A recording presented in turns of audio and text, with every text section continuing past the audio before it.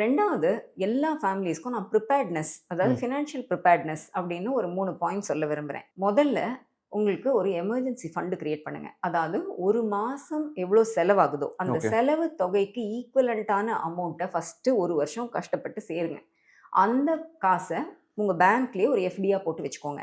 ஏதோ ஒரு எமர்ஜென்சி வருது அப்படின்னா, யார்கிட்டயும் போய் கடன் வாங்க வேண்டாம். எந்த லோன் ஆப்லயும் வாங்க வேண்டாம். அதுலேருந்தே எடுத்து நீங்க செலவு பண்ணிக்கலாம். பட் அத எடுத்து செலவு பண்ணிட்டா, திருப்பி அத நீங்க தான் பில்ட் பண்ணணும். ம், ம். ஏன்னா அது அக்ஷய பாத்திரம் கிடையாது. வந்துட்டே இருக்க ம், ம். போறதில்ல. நீங்க தான் திருப்பி அத யூஸ் பண்ணா ரீப்ளேஸ் பண்ணி ஆகணும். இது பண்ணீங்கன்னா, லோன்ல மாட்டவே மாட்டீங்க. ஓகே. 2வது பெரும்பாலான ஃபேமிலீஸ், சிக்கனமா இருக்கிற ஃபேமிலீஸ், வரவுக்குள்ள செலவு பண்ற ஃபேமிலீஸ் கூட என்ன சொல்றாங்கன்னா, எங்களுக்கு வந்து ஒரு மெடிக்கல் எமர்ஜென்சி வந்துருச்சு. ம். ஸோ இது ஒரு ரொம்ப ஜெனுவன் ரீசன். ஏன்னா எனக்கு medical inflation is very high.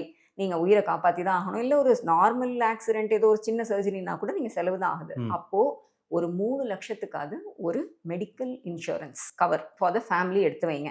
Okay. Not only for உங்க ஃபேமிலி, உங்களுடைய பேரண்ட்ஸ் அண்ட் பேரண்ட்ஸ் இன்லாக்குமே நீங்க எடுக்கணும். மினிமமா ஒரு 3,00,000க்காவது எடுங்க. ம், ம், ம். ஏன்னா உங்கள விட பேரண்ட்ஸ் தான் இந்த வல்னரபிள் குரூப். ம், ம். டெஃபினட்டா அவங்களுக்கு தான் ஹாஸ்பிட்டல் போற வேலையே இருக்குது. ஸோ எய்தர் நீங்க எம்ப்ளாய்டா இருந்தா உங்க எம்ப்ளாயர் வழியா கவர் பண்ணுங்க. அப்படி இல்லையா, பிரைவேட் கவர் எஸ் கொஞ்சம் செலவு ஆக தான் செய்யும். பட் அந்த premium is much smaller cost compared to actual expenditure in the ம். ஹாஸ்பிட்டல். 3வது விஷயம் டெர்ம் கவர். ஓகே. ஒரு பியூர் டேர்ம் கவர். யார் வந்து இந்த குடும்பத்தோட பிரெட் வின்னரோ, ஏன்னா சேலரியோ இல்லை இன்கம் இருக்கிறவங்களுக்கு மட்டும்தான் டேர்ம் கவர் இஷ்யூ பண்ணுவாங்க. வேலை இல்லாதவங்க லைக் ஹோம் மேக்கர்ஸ்க்கெல்லாம் டேர்ம் கவர் கிடைக்காது.